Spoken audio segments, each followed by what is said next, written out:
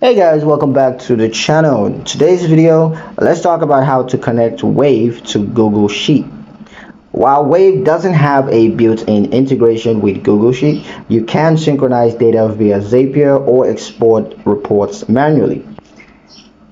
There are a couple of ways that you can do that. The first option is to export Wave data to CSV and import to Google Sheet.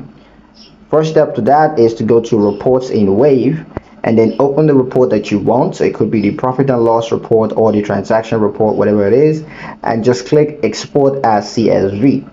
Now you're going to open Google Sheets and import the CSV file. The second option is to automate via Zapier. Now use Zapier to connect Wave and Google Sheet.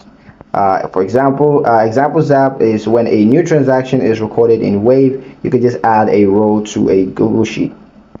You can also customize the raw format, that's the dates, the amounts, and the description. Now, a quick note, while manual exports are reliable, Zapier is ideal for continuous updates to keep your sheets synchronized.